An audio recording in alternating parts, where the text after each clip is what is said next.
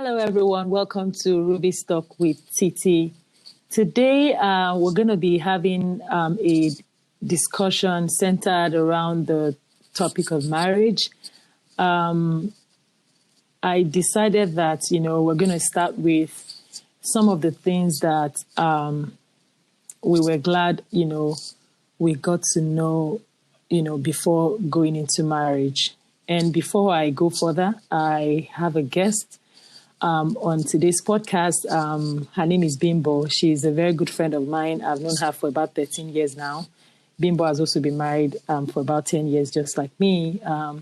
When I decided to, have this particular session, I knew Bimbo was the person I wanted to bring on board because she's also passionate about the topic of marriage, just like me. So I'm glad I have her here. And before we continue, I would want Bimbo to just say one or two things.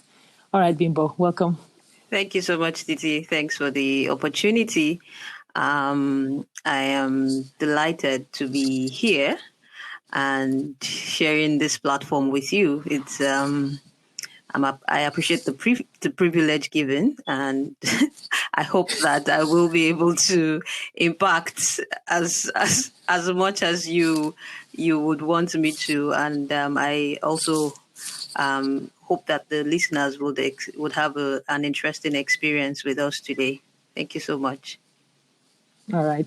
Thanks, Bimbo. So let's quickly put this disclaimer out there. We are not experts in this thing at all, We're still learning in our own little way and making progress as the days go by.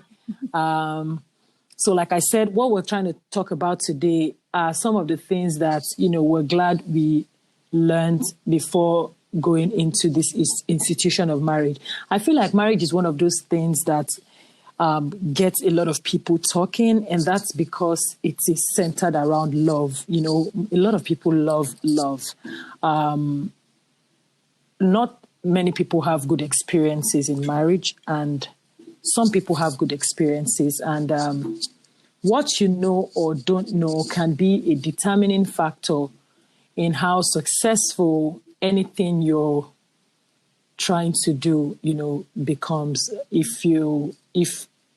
could just be something as small as some of the points we'll be raising today. It could have, could be able to or make, whatever it is you're trying to do. So we hope that whether you're married or you're considering marriage or you're single and thinking of getting married, we hope that some of the points we'll be raising today will give you things to think about or talk about, and we'll take it from there. So Bimbo, do you want to start off? So tell us one thing. Let's start with the first one. What thing did you appreciate that you knew before getting married?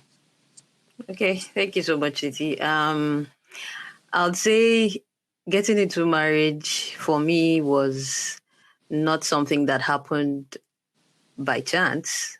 Like most people that I also know, marriage is a very serious business that you do not take lightly. So quite a number of things that I knew getting into marriage, but amongst all the things that I knew getting into marriage is the fact that before we got married, myself and my spouse had a conversation around the number of kids we wanted. And it was interesting to note that at the time we were having the discussion, marriage was still about 2 or 3 years away. but we had the discussion anyway, and that kind of helped me. It gave me an understanding of how properly to then plan when I eventually got into marriage, right? So we also made it a point of duty to give ourselves a break. Like, we're here now, we're into this now, but we weren't ready for the kids to start coming immediately.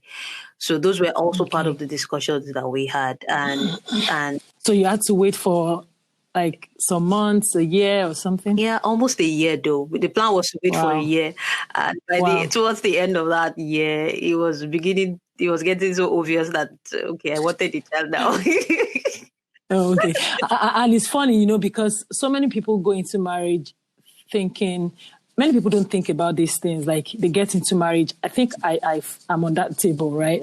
I got into marriage with the mindset that like there was no plan on waiting really, you know, for any number of months. Or so I spent the first You few have the months just, conversation, though. we didn't have the conversation to wait after for a certain period of time before. But I think it's important Yeah. because you really want to get to know yourself and see how you can navigate this whole thing, you know, getting to know yourselves more. Because once kids start coming, it puts an extra pressure on the Exactly. couple. And I think that's what a lot of people don't prepare for. And then, so I think it's a good thing that you thought about that. For me, I spent the first few months worrying about taking in, like, oh my God, I'm not taking in. Oh, you know, trying so hard to conceive. And I think I missed out on that initial first few months of just Knowing enjoying your yourself. spouse and just Yeah. not worrying about trying Anything. to have a baby in the first few months or even a year. Some people wait for 2 years. So yeah, I think that's one thing couples probably don't Yeah. pay attention to that could actually affect their marriages at the initial stage. Exactly. Yeah, but I was glad So yeah, we had the discussion around it, we and it talked helped about us. it. It really Right. helped us a great deal. So that's one thing I'm really proud, happy that I got to know before venturing into marriage, and a discussion I had with my spouse. So it's one Nice. that would actually help you do proper planning. Yeah. Great. So I think we'll go quickly to the second point. The first thing I was gonna say for me that I was glad I knew going into marriage was that I should never, you know, compare my partner or my marriage setup, whatever it is, with any other person's, you know, like my husband is who he is, my marriage is what it is. If your marriage is yellow, good for you. If it's green, good for you. If mine is blue, I keep it that way, you know, and I'm glad that really helped me. It was one of those things I went into marriage knowing. So I really don't care what is going on around me. You know, you see so many people trying so hard to get their spouse on the same page or level with some other people. You know, your spouse is a completely different entity. And the more you start trying to compare them with other people, you put them under a lot of pressure. You put yourself also under a lot of pressure. Exactly. Your marriage is a unique entity on its own. You're coming from two completely different backgrounds. You don't know the kind of thing your own spouse has experienced growing up. And then you're trying to compare your marriage with someone else who has lived a completely different life. You Exactly. understand? Yeah. So that was one thing that I went into marriage knowing that at no point would I ever compare myself, my spouse, or my marriage setup, or how we go Or about your our things with any relationship. other person. Yeah, exactly. Interesting.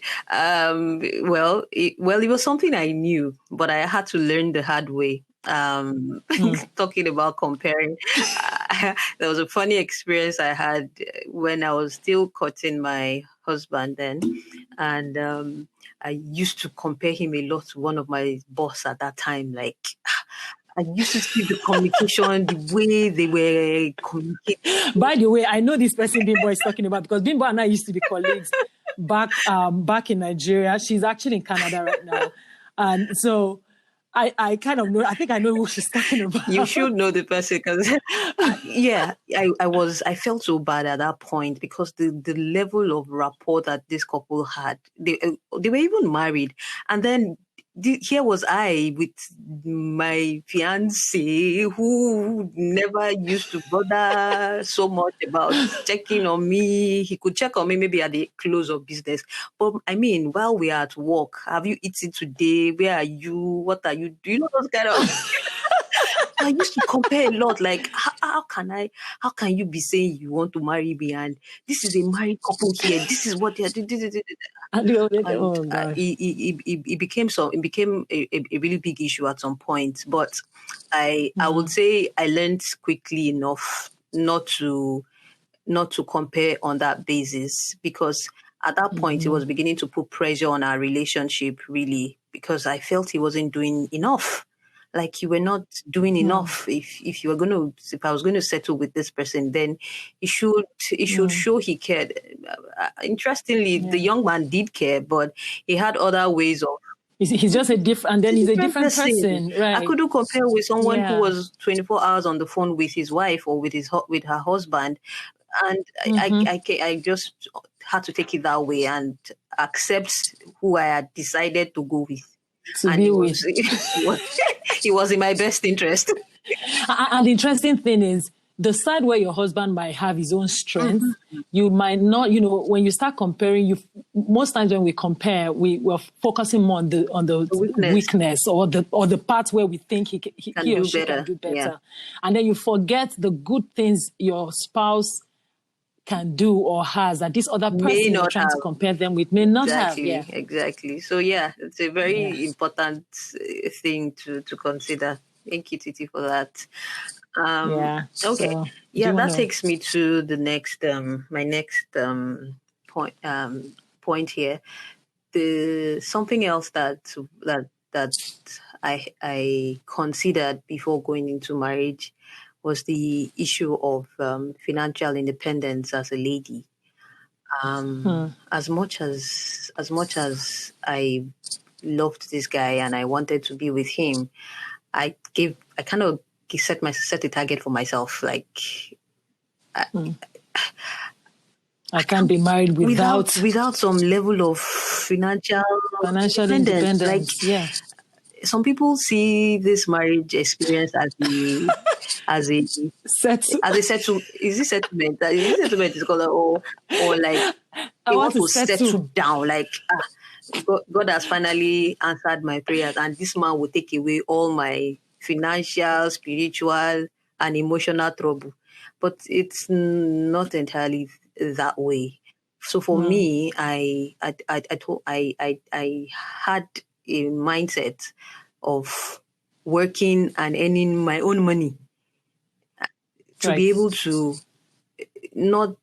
support, which is why I am coming into the marriage. So I have never admired or fancied the idea of big burden on any man. So the fact that God was merciful enough to give me a job quickly, and I could earn my own money and have some level of financial independence before going to marriage is something that I am grateful for eternally, because it sets the tone for a lot of things, I believe. Yeah, like same with me. Like I it was never even a consideration. Like, really going to marriage, I can't, provide basic things for myself, and it's amazing. I mean, not amazing, but it's worrisome sometimes these days where people really don't consider these things. Like, you're going into marriage or a relationship, and you really can't even sustain yourself without this other person being there. You should be able to care for yourself at least. So financial independence, that's a very, very key, very good point. And I really hope that, like we always say, finance is one of the things that causes a lot of issues, in marriage. And if people do pay attention to it, I think it would go a long way to help your marriage. Yeah, I mean, as a man or as a woman, you should actually come into marriage completely. But I think the focus is usually more on men. Men are the ones people believe should be financially stable. But it's both ways, as far as I'm concerned. Even if you don't have as much as the man, I believe you should have some level of backbone. Yeah. You should the shakara money. You know that kind of thing. You should have shakara money. Right. Yeah. Right. I agree with that. I think I'll go on to the next one. Another thing I'm very grateful I knew going into marriage, or before I went into marriage, was that that you can't be married, or you can't go into marriage. You can't get married and still act or think single. the part of accountability comes in. So many people, I mean, it works for different people in different ways in their marriages, but I feel like you can't be married to someone and you're still acting or thinking like a single person. You have to become you become accountable. A friend was telling me a while ago how his wife suddenly woke up one morning and said she was traveling to another country with her family, like siblings or something. And the husband was getting to know that morning. I mean, like, I understand some people's marriage work that way, but you can't be married and you're making big plans or trying, even the small plans, little things here and there without carrying your partner along, except the marriage is already having issues, right? But I feel like you have to be accountable to your partner. Exactly. I don't know. Yeah, that's one thing I'm glad. Can I just chip in something here? Yeah, the topic of accountability. Sometimes some people begin to see it as being as not as losing your freedom. Yeah, but that's not it really. The truth about it is you even enjoy your marriage better when you're an open book to your spouse. I don't know if you get what I mean. Like when you subject your thoughts or your actions to your spouse, like when you're open and you carry this person along in decision making, it has a role to play. Like the person begins to see himself as valuable to you. Sometimes I do some things and my husband would look at me and be like, but you don't need to tell me. As tiny as decisions that I do at my job, I try to tell him, like, I'll come and tell him, and it's not like I'm coming to ask for his permission, but I just feeling him. It will make you feel okay. This woman considers me important enough to let me in on. Like he tells me, you don't need to, but I know I know I don't need to, but I don't know. It's some sense of, let's say, ownership or being it's also some sense of being accountable, really, which is something that really helps in cementing or in increasing the ego of your spouse, if you consider it that way. Like the person feels valued, the person feels he or she is recognized. I was going to say it's both ways. Like, even the man telling the woman, carrying her along, just darling, I need to do this. What do you think? Something, little things. You can't be married and thinking, well, I have a right to do whatever. Whatever. I mean, like I said, it's your marriage, and if it works for you, that we're fine. But I think that's one thing I think I'm glad I knew going into marriage, that once you've decided to be married, you can't afford to live or think or act single anymore. You have to realize that I'm in this with somebody, and this person, has feelings, has expectations, at least, to some extent. That's true. So, another thing I'm glad I knew going into marriage. This one might sound cliche, but I'm still going to say it, is the issue of communication, effective communication. No matter how much you flog the issue of communication, I'll still make bold to say a lot of couples do not communicate. They think they are, but they are not. You have to, I'm glad I knew this. Like, no matter how insignificant this thing appears, talk about it. Create time for conversations. Create time for communication. Discuss. Don't assume. Don't make assumptions, right? Discuss things and be sure that you are understood, and be sure you understand your partner. Your partner is saying something. You're not thinking this is what they mean.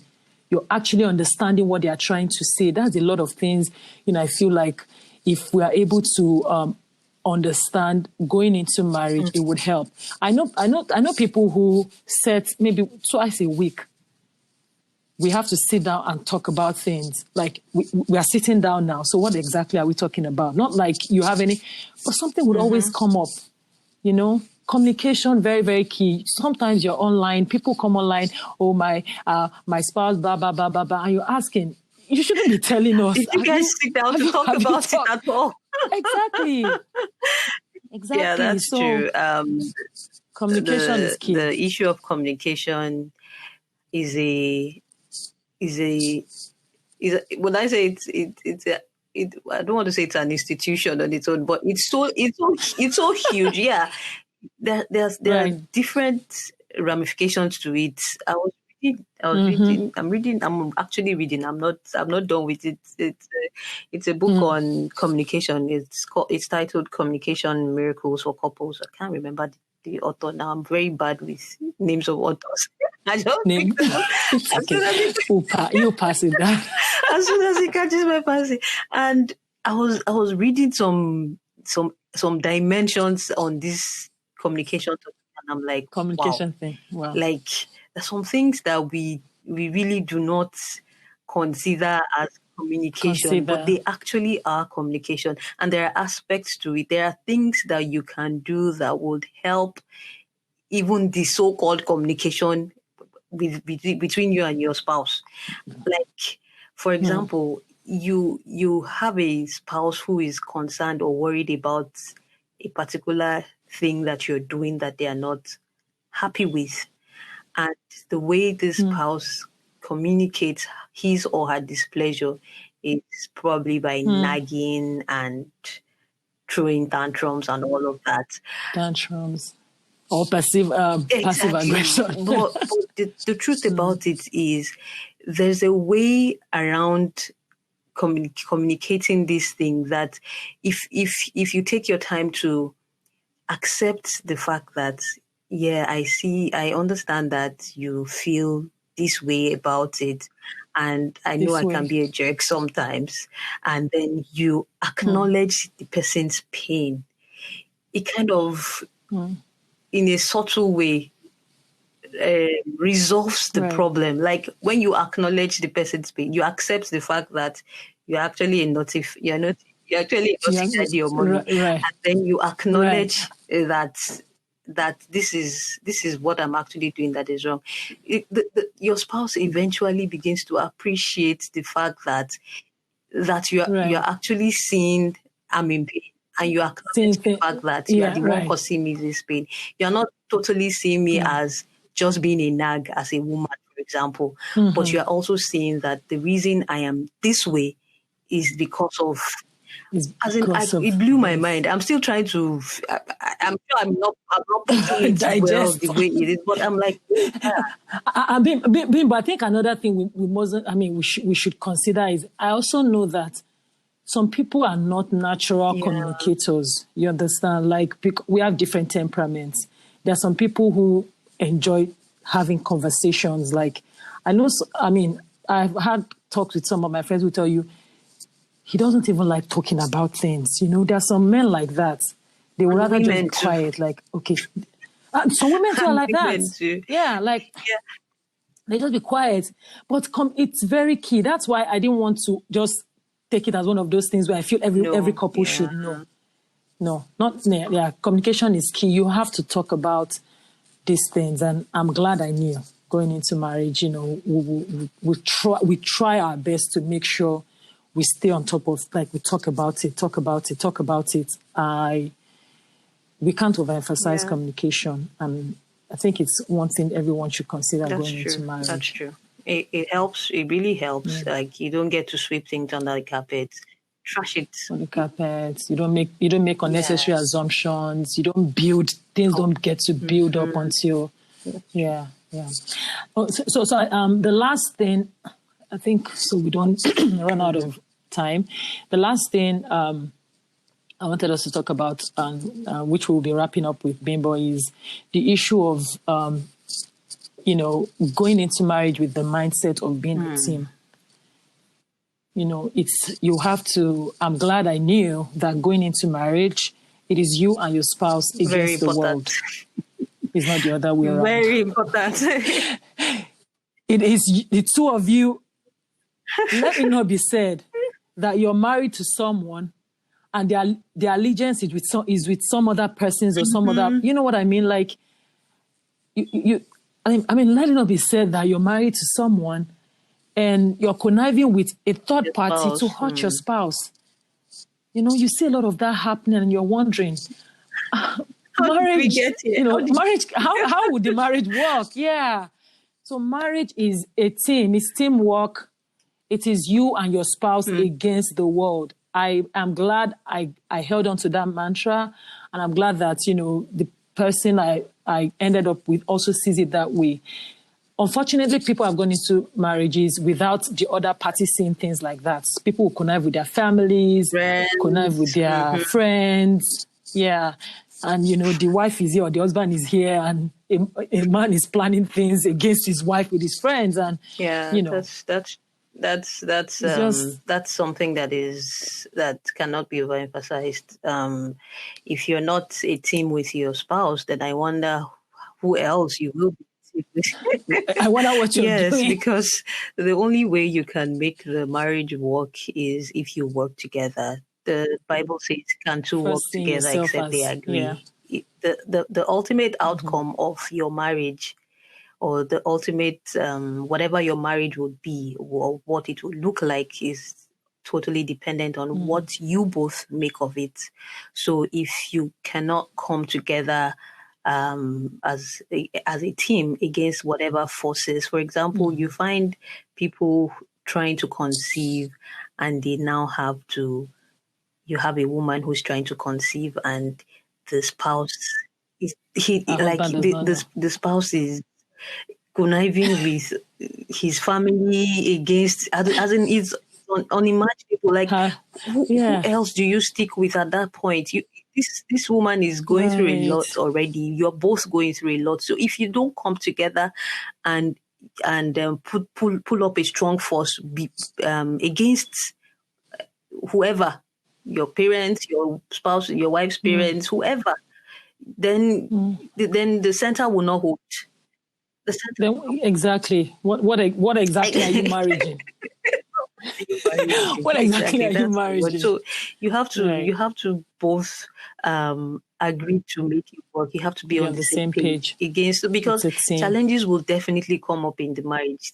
Issues will arise. Challenges will come up. So you have to be able to speak up with one voice. That's the only way to overcome such challenges. And I totally agree with you that teaming up as a couple is something that everyone should consider and should hold dearly. Yeah. I hope that we've said a handful of things, and I'm sure we're able to, share and just, get you thinking, and hopefully we're able to impact you. And as we rightly said from the beginning, we're not experts.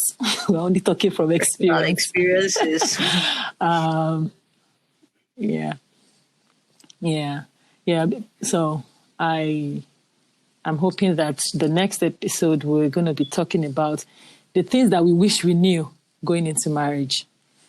Of course, I'm sure lots of people will go for counseling, read books, you look at other people's marriages, lots of experiences here and there, but there are some things that you would never be, you can't be prepared enough for this thing because it's lifelong. Yeah, it's forever. So I'm sure there are some things you get into marriage and you just feel like, oh my God, I didn't know, I wish I knew, and all of that. So hopefully we can have another podcast on that particular, topic. I want to say thank you to Bimbo for joining me on today's podcast. I'm sure it was a fun one, and I hope that you would tune in the next time, or keep coming back. Thank you for having me. Thank you for having me. I enjoyed myself. Yes, I definitely would oblige if given this opportunity again. Thank you so much. Thank you. All right. Take care of yourself. Thanks, everyone. Bye for now.